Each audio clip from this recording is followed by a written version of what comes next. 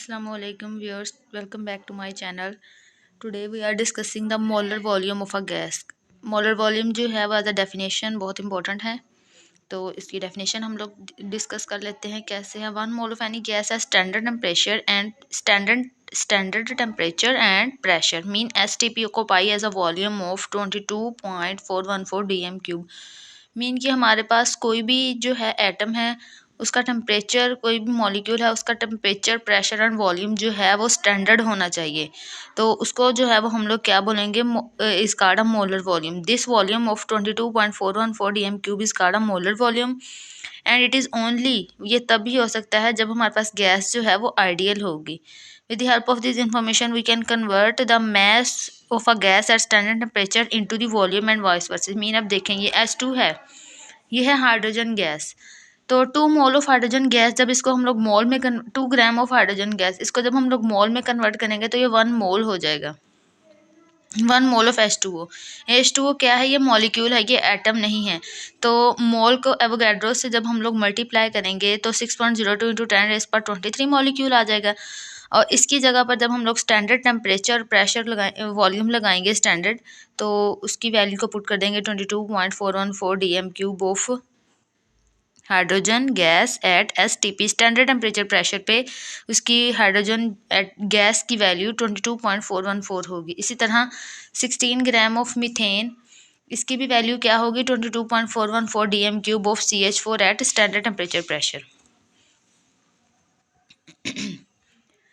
It is very interesting to know from the above data that 22.414 dm³ of the each gas has a different mass, means के इनका मास जो है वो different होगा, but the same number of molecule, mean के same molecule होंगे but उनका मास जो है वो डिफरेंट होगा। द रीज़न इज़ दैट, इसकी रीज़न क्या है, यहाँ पे एक शॉर्ट क्वेश्चन भी बन सकता है कि why the gas atom have different mass but the same number of molecule. तो इसकी रीज़न क्या है कि the mass and the size of molecule do not affect the volume, कि जो मास और साइज है वो इसका वॉल्यूम पे इफेक्ट नहीं करेगा। इसीलिए it is known that in the gaseous state the distance between the molecule 300 time greater than their diameter. ये इसकी एग्जांपल बहुत इंपॉर्टेंट है। A well known ideal gas is enclose in a container having a volume उन्होंने हमें दे दिया है 500 cm³ है स्टैंडर्ड टेम्परेचर प्रेशर, और मैस भी दिया हुआ है और हमने मोलर मैस फाइंड करना है। तो जब उन्होंने हमें वॉल्यूम सेंटीमीटर क्यूब में दिया है तो हम जो वॉल्यूम है उसको भी cm³ में ही करेंगे। यहाँ से देखें इसका सोल्यूशन शुरू होगा।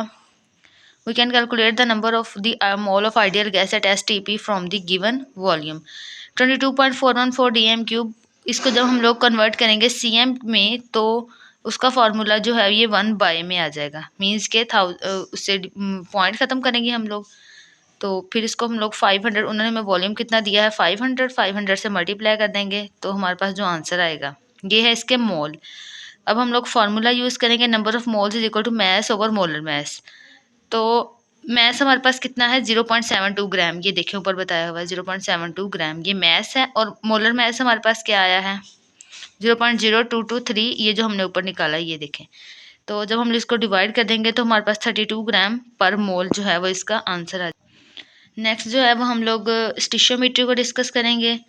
तो हम लोग पहले एटॉमिक मास, मॉलिक्यूलर मास, मोल, एवोगैड्रोस नंबर, मोलर वॉल्यूम, हर चीज़ को डिस्कस कर चुके हैं और इसकी केमिकल इक्वेशन भी बनाई है।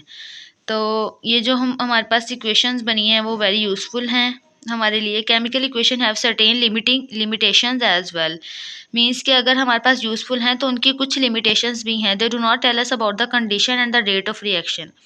ये हमें कंडीशन, किसी भी जो है एलिमेंट की कंडीशन और उसके रेट ऑफ रिएक्शन को नहीं बताएंगी। Chemical equation can even be written to describe the chemical change that doesn't occur. So when stoichiometric calculation are performed we have to assume the following condition. जब हम लोग स्टिशियोमेट्रिक condition को apply करेंगे तो हम लोग इन कंडीशंस को डिस्कस करेंगे। सबसे पहले हम लोग इसकी डेफिनेशन देखते हैं कि स्टिशियोमेट्री की डेफिनेशन क्या है। बेसिकली ये हमारे पास एक केमिस्ट्री की ब्रांच है जो हमें क्वांटिटेटिव रिलेशनशिप बताती है रिएक्टेंट्स और प्रोडक्ट्स के दरमियान बैलेंस केमिकल इक्वेशन में।